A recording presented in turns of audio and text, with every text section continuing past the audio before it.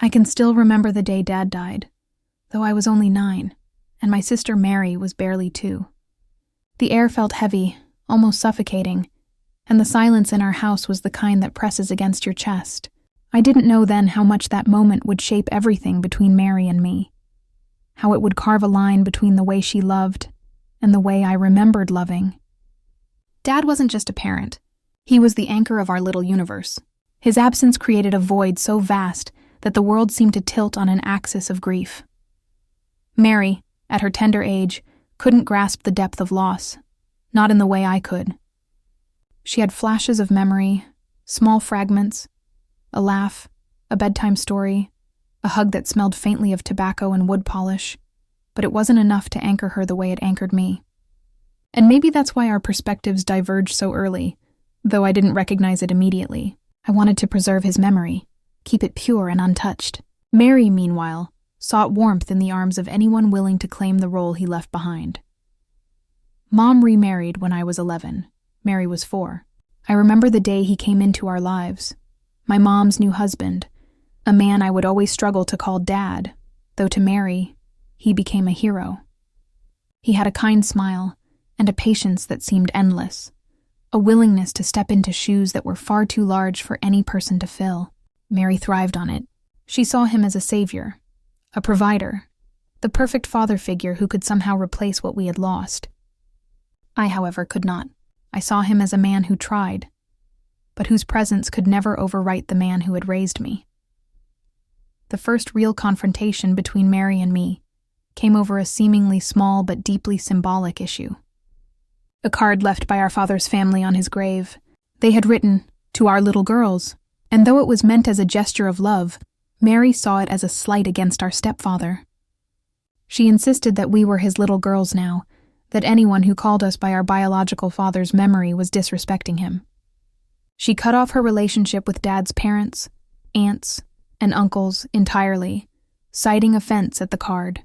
She told them explicitly that she considered herself, and me, a daughter of our stepfather, as if my existence and allegiance could be rewritten by her declaration alone.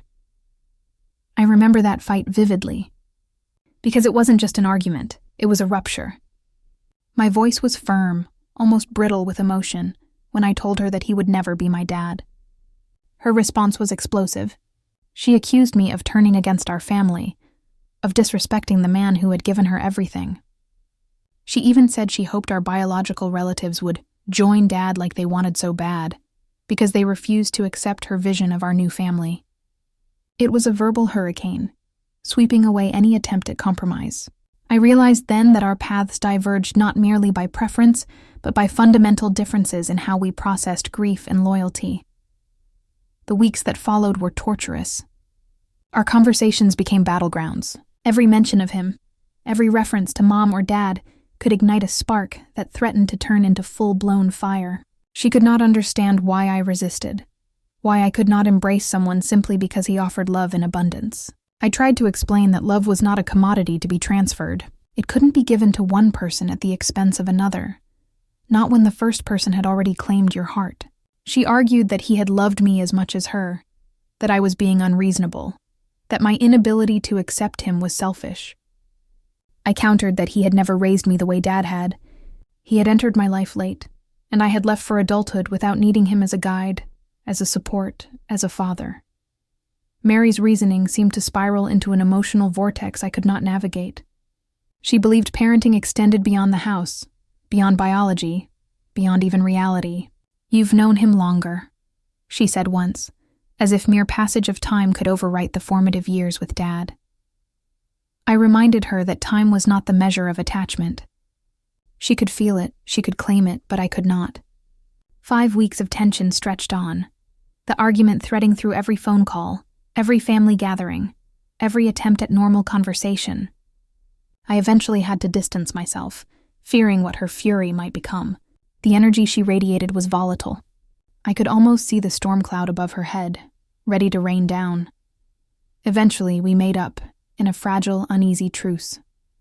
The kind that allows you to coexist without true reconciliation. But the core disagreement remained. Around Father's Day, a few years later, the wound reopened. It was the 20th Father's Day without Dad. I posted a tribute online, something heartfelt, something personal, honoring the man who had shaped me. Mary was incensed, claiming it invalidated her father, our stepfather.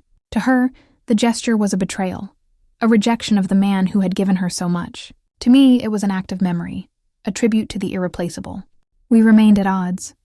Mom's remarriage created more than a simple family dynamic. It created an ideological chasm. Mary and I were no longer siblings aligned in perspective. I felt like an outsider in my own home, in my own family's celebrations, in my own mother's expectations.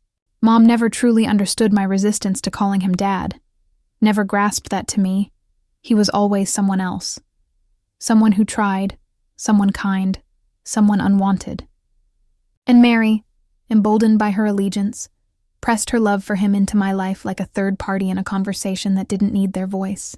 The tension simmered quietly for years, always threatening to erupt, until it eventually boiled over into the present conflict surrounding my wedding. That wedding, which should have been a joyful culmination of love and life, became a battlefield for unresolved grief, loyalty, and familial power struggles. The issue was simple yet profound. My stepfather would not hold a traditional role in my wedding.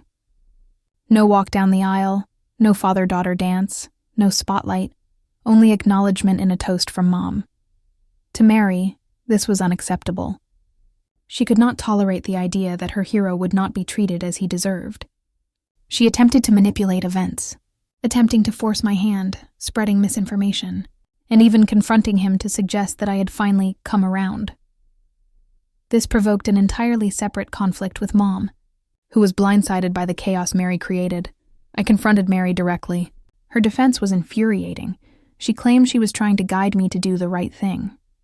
I explained that love could not be commanded, could not be coerced, and could not be redirected to suit another person's desires. Her response was emotional, personal, and accusatory. She told me that I had always hated her for loving our stepfather, for not wanting Dad to be my father, for preserving a loyalty she could not comprehend. She said I had ruined our family, an accusation that felt like a dagger, because I had done nothing but honor the love that had already shaped me. Our confrontation escalated to the point where I had to issue an ultimatum. If she continued pushing, she would not be invited to my wedding. She became frantic, cursing and pleading, claiming that I was punishing her unjustly. She reminded me that she loved me and that it was my big day. But her love came intertwined with expectations I could not meet. This was the culmination of years of emotional divergence, years of unspoken resentments, and a fundamental difference in perception about what constituted family, love, and loyalty. Through it all, I realized that the rift was not merely about a stepfather or a wedding. It was about the way we processed grief, the way we assigned value to relationships, and the way we claimed ownership over the hearts we had lost and gained. Our bond, though unbroken physically, had been stretched and contorted into shapes neither of us had anticipated. And as the wedding approached, the stakes became painfully clear. We could reconcile, or we could assert our boundaries, but we could not do both. I look back now and see the trajectory as inevitable. The love Mary felt for our stepfather was genuine, unwavering, and unquestioned. The love I felt for Dad was sacred, immutable, and untransferable. There was no compromise that could honor both without betrayal. And so, the stage was set for what was perhaps the most significant emotional confrontation of our lives, one that would determine the nature of our sibling bond for years to come. The echoes of those first fights still resonate, and the weight of memory, both sweet and bitter, continues to shape every word, every argument, and every act of loyalty that passes between us. The years following our initial clash over our stepfather were like walking a tightrope above a canyon. Every conversation, every family event, every holiday carried the potential to reignite old flames. Mary and I tried to coexist, but the cohabitation of differing truths was exhausting. She never stopped loving him as her father, and I never stopped seeing the boundaries he could never cross. The divide became an unspoken rule of engagement. We would tolerate each other, but only at a safe emotional distance. As we grew older, life didn't make it easier. College, jobs, relationships, all these milestones came with the subtle undertow of our unresolved tension.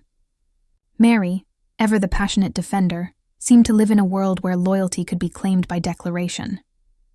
"He raised us," she would say, insisting on her version of history as if sheer conviction could bend reality. I would sit quietly, nodding, but inside a storm raged. I was not being difficult. I was being honest.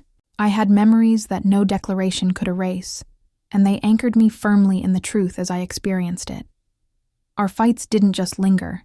They evolved. One particularly heated conversation came over a trivial family dinner. Mom had mentioned something about planning a visit to Dad's grave for an anniversary, and Mary immediately bristled. "Why do you always have to bring that up? Why can't we just honor the man who's actually here?" she snapped, her eyes flashing with righteous anger. I stayed calm, counting silently to 10.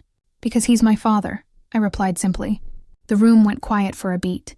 Then the tension exploded like a pressure valve releasing. Words, accusations, and years of unresolved emotion spilled across the table. Mary's logic often confounded me. She argued that love could be transferred, that the affection she felt for our stepfather could somehow erase the natural bond I had with Dad. She didn't understand that my love wasn't finite, that it wasn't a commodity to be divided or reassigned.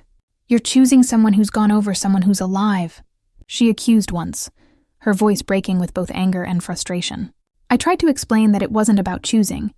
It was about acknowledging truth, a truth that didn't bend to convenience or emotional desire. But reason rarely penetrated the walls of her conviction. One particularly sharp point of contention came during Father's Day, the 20th without Dad. I posted a tribute online, an intimate reflection on the man who had shaped me. Mary immediately called, her voice trembling with outrage. "You can't just ignore him. How can you post that and not even think about him?" she demanded. I tried to reason with her, to explain that my post wasn't a slight, but she wasn't hearing it. "You always make it about your feelings," she shouted. "You don't even care that he's the one who raised me, the one who loves me every day." The emotional stakes escalated when we approached adulthood milestones, particularly when I began to plan my own wedding. What should have been a time of joy and collaboration became another battlefield. Mary immediately assumed that our stepfather would play the traditional father of the bride role. I had made it clear from the beginning that I couldn't assign him that place. He hadn't been my dad. He had never filled that role. To me, inviting him to take that position would be an erasure of the life I had known, a betrayal of the father who had truly been there. Mary could not accept it. She became relentless in her advocacy. Behind my back, she told him I was finally coming around, sparking chaos with Mom that could have been avoided with a single conversation. He sulked, misunderstanding my intentions, and Mom, caught in the crossfire, attempted to mediate without fully grasping the depth of the divide. It wasn't just about a wedding. It was about identity, about memory, about the way we honor the people who shape us. Confronting Mary about her interference led to another confrontation, one that mirrored the fights of our childhood but carried the weight of adult stakes. She argued that I had always hated her for loving our stepfather, that I could not accept what was rightfully hers. "You're choosing some dead guy over someone who's alive," she yelled, her voice breaking into desperation. I countered with a truth that felt heavier than words. I cannot take my love away from Dad and give it to someone else. I cannot love someone who tried to make me love them. The fight escalated into shouting, cursing, tears, and slammed doors. For a moment, I feared it would turn physical. The weeks that followed were tense, each interaction charged with unspoken emotion. Mary reached out repeatedly, attempting reconciliation, but I was cautious. I could not allow my desire for peace to compromise my boundaries, and I could not negotiate the core of my experience. Her love for him was not wrong. It was simply incompatible with my experience. We were siblings, but our paths had diverged so fundamentally that coexisting required constant vigilance. Mary's insistence reached a climax when she threatened to force my hand in the wedding plans. She claimed she was advocating for what was right, but her advocacy felt like coercion. I realized that I had to set a boundary, one that might fracture our relationship irreparably. If she continued, she would not attend. It was not a threat made in malice, but a declaration of self-preservation. Love, respect, and memory cannot be coerced. They can only be honored authentically. I reflected often on the irony of our situation. We had shared a mother, a childhood, memories both bitter and sweet. Yet our perceptions of love, loyalty, and family diverged so dramatically that reconciliation seemed almost impossible. Mary's stepfather had given her a family she could grasp and love, while I remained tethered to the past, unwilling to displace a father whose presence had shaped my very being. And in that difference lay both our conflict and the enduring challenge of being sisters. Despite the friction, there were moments of tenderness. Small gestures, fleeting instances when the bond between us transcended ideology. A shared joke, a moment of vulnerability, a brief understanding without words. But these moments were fragile, fleeting, and always overshadowed by the larger conflicts that had defined our adult relationship. The tension was always present, a quiet undercurrent beneath casual conversation, a reminder that love alone could not always bridge the chasm between fundamentally different experiences. As the wedding approached, the decisions became urgent. Every planning session, every discussion about the guest list, every detail carried the weight of unspoken battles.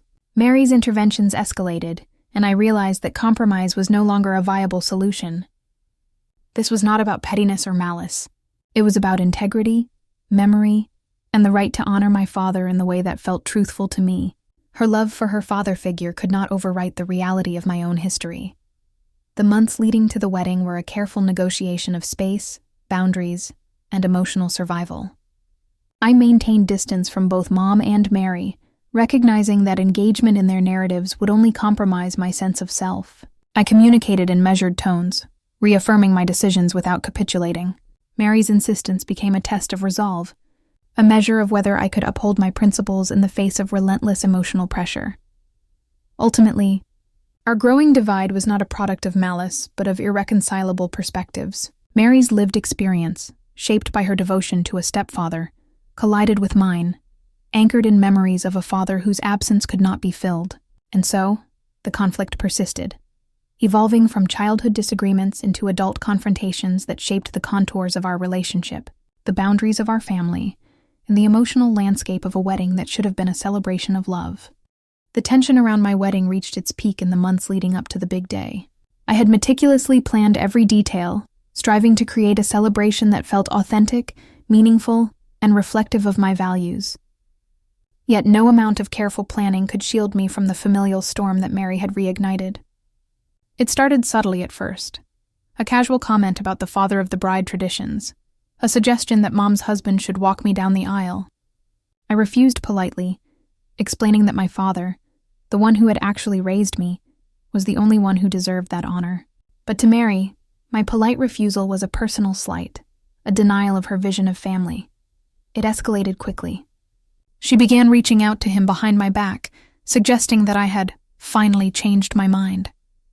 She painted me as someone who was resistant only because I hadn't seen the truth yet. It was manipulation disguised as concern, and I recognized it immediately. When he confronted me, believing her version of events, it sparked a heated argument with Mom.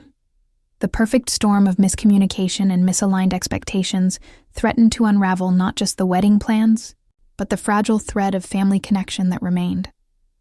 I called Mary to confront her directly. "Why would you go behind my back like that?" I asked, my voice tight with frustration. "This is my wedding, my choices, and my boundaries. You don't get to rewrite that." She responded defensively, insisting that she was trying to do the right thing. "I just want him to have the recognition he deserves," she said, her tone pleading yet accusatory. The conversation spiraled almost immediately into shouting. Years of pent-up frustration, grief, and misunderstanding poured out like a dam breaking. She accused me of always hating her for loving him, for not accepting him as a father, for choosing the memory of someone dead over someone living. "I can't take my love away from Dad and give it to someone else," I said firmly. "I cannot love someone who tried to make me love them and who tried to take a spot already claimed." Her face twisted with disbelief, anger, and sadness. She couldn't comprehend that love could not be coerced, could not be reassigned to suit someone else's needs. She insisted that I was being unfair, unreasonable, even cruel. She told me I was threatening her by considering excluding her from the wedding, that I was punishing her for loving her father figure. Her words stung, but I knew she was failing to see the heart of the matter. This wasn't about punishment. It was about boundaries, integrity, and honoring the truth of my own experiences. As the weeks passed, the pressure intensified.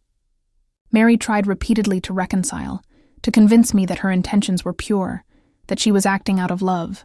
But every attempt at discussion felt like an attack on my autonomy, a challenge to my decisions. I had to make it clear. If she continued to push, she could no longer be part of the celebration. It was a difficult line to draw, because she was my only sister, my blood, my lifelong companion in all things from childhood games to shared grief. Yet I could not allow my wedding to become a battleground, my father's memory to be undermined, or my agency to be compromised. Mom's involvement only complicated matters further.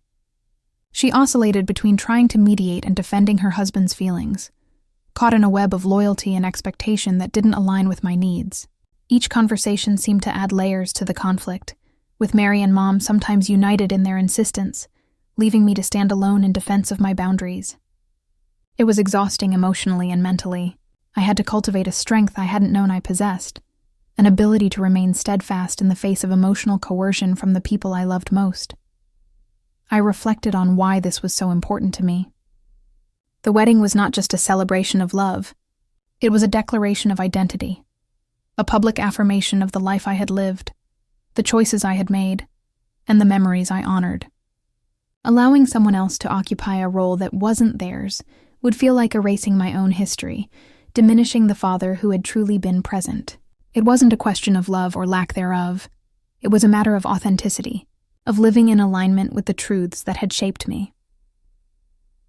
The confrontation with Mary was one of the hardest emotional experiences of my life. Her anguish and frustration were palpable, and yet they collided with my own convictions in a way that made compromise impossible.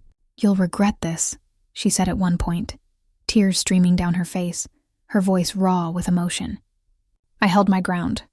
"I'll regret nothing about honoring my father," I replied. I knew that this decision might permanently alter our relationship, that the bond between us could be changed irreversibly, but I also knew that yielding would betray not only my father but myself. In the days leading up to the wedding, I felt the weight of every memory, every fight, every unresolved argument. It was a tapestry of grief, love, loyalty, and frustration, woven together into the fabric of who Mary and I were as sisters. I wondered if reconciliation was truly possible, or if the gap between our experiences had become too wide. Perhaps we could find moments of peace, brief windows where we could coexist without conflict. But the central issue, the role of Mom's husband, the memory of Dad, the integrity of my own choices, could not be negotiated. Finally, I made the decision. Mary would be invited only if she respected the boundaries I had set. There would be no coercion, no manipulation, no attempts to rewrite the story of my life. She could attend as my sister, but she could not dictate the narrative of my wedding. This was my declaration, my boundary, my stand. It was painful, but it was necessary. Love, after all, was not about control. It was about respect and understanding, even when understanding fell short. The wedding day arrived, and with it, a fragile truce. Mary attended, though the air between us remained tense. She smiled when appropriate, laughed when prompted, and participated, but the unspoken truth lingered. Our perspectives on family, loyalty, and love remained irreconcilable. The ceremony unfolded as I had envisioned, honoring the father who had truly been present, while acknowledging the presence of Mom's husband in a respectful but limited capacity. It was a balance that required courage, clarity, and unwavering conviction. In the aftermath, I reflected on the complexity of sibling relationships, particularly when intertwined with grief and blended families. Mary's love for her father figure was genuine, profound, and unshakable. Yet it could not erase my experiences, my memories, or my allegiance to my father. Our bond had been tested, stretched, and reshaped by years of conflict, but it endured in its own form, flawed, complicated, and deeply human. This experience taught me that love is not always about agreement. Sometimes, it is about allowing space for differences, respecting boundaries, and accepting that the people we love may never see the world as we do. Mary and I will always be sisters, but our relationship is now defined by a delicate balance of respect, distance, and understanding. And perhaps that is enough, for now. The journey has been painful, illuminating, and ultimately defining. I have learned the hard truth. Honoring one parent's memory does not diminish another's love. Asserting boundaries does not erase familial bonds. And sometimes, standing firm in truth is the greatest act of love one can offer, not just to oneself, but to those who share the complicated, beautiful, and often imperfect journey of family.